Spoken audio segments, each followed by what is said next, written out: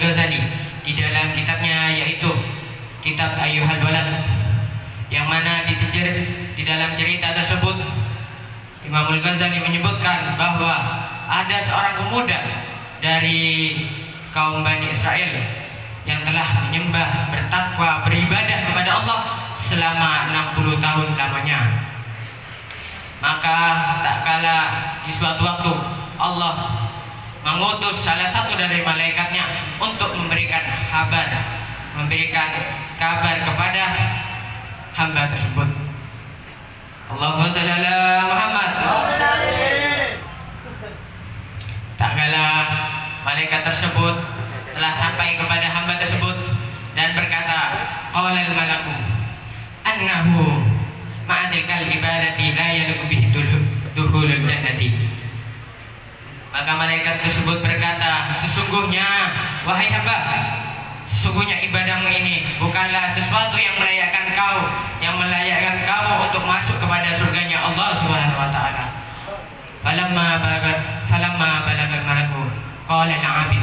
Maka tak kala telah menyampaikan malaikat tersebut kabar tersebut kepada si hamba tersebut, maka hamba tersebut menjawab kepada malaikatnya, qala al-'abid. Maka berkata si hamba tersebut, nahnu khuliqna lil ibadati fayambaghi lana an na'budah.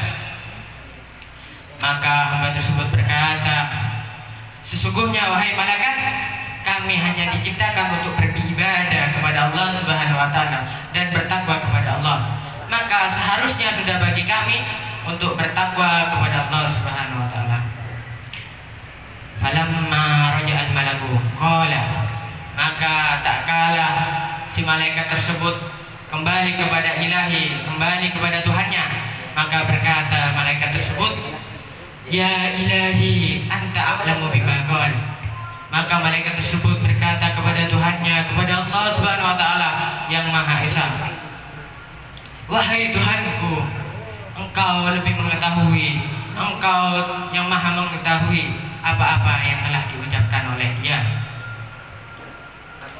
Wa qala Allah taala, maka Allah berfirman kepada malaikatnya, idza lam yu'rid an ibadatina fanahnu ma'al karami la nu'ridu anhu.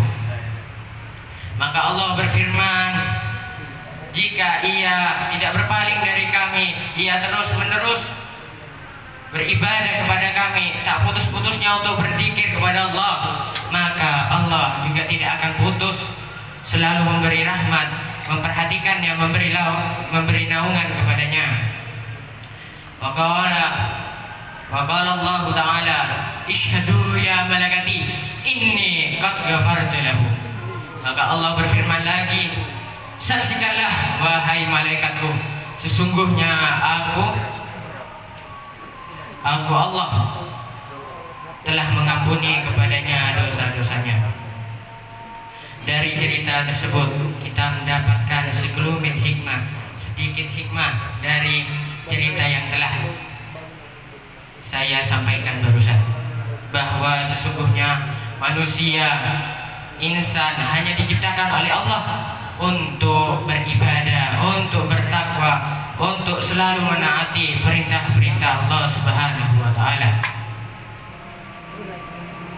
Dan dari cerita tersebut kita mengetahui bahwa tak kala kita beribadah, tak kala kita bertakwa, tak kala kita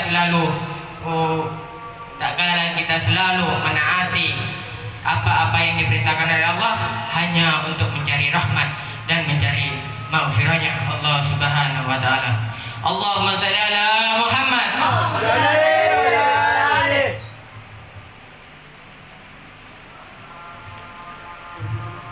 Dan dari cerita tersebut kita dapat menyimpulkan bahwa manusia selalu luput dan selalu berdosa, selalu bermaksiat kepada Allah Subhanahu wa taala.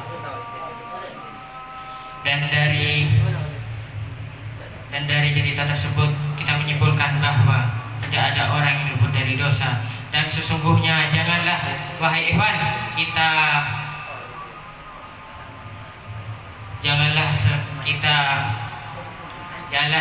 merasa diri diri kita suci, diri kita terbebas dari dosa, sebagaimana telah bersabda Rasulullah SAW di dalam hadisnya.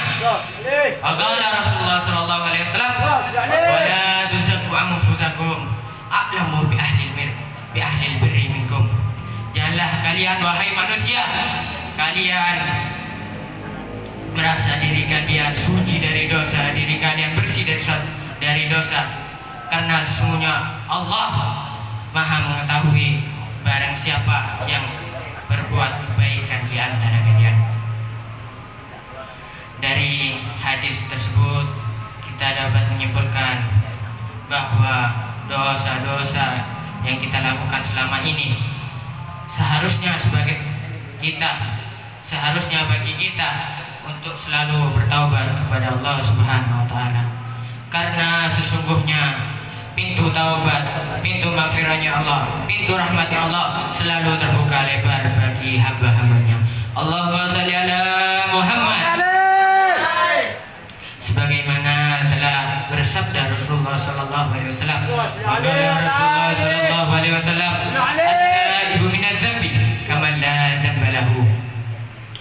Rasulullah bersabda di dalam hadisnya, seseorang yang bertaubat dari dosanya, maka niscaya ia seperti orang yang tidak memiliki dosa sama sekali.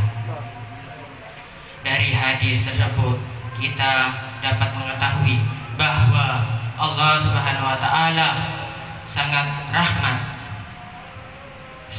sangat sayang kepada hamba-hambanya, dan Allah bergembira kepada hamba-hambanya yang telah bertaubat kepada Allah dan kembali kepada Allah Subhanahu wa taala.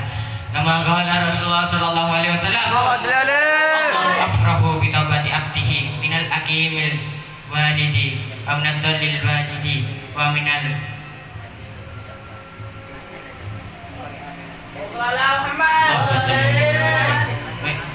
dallil wajidi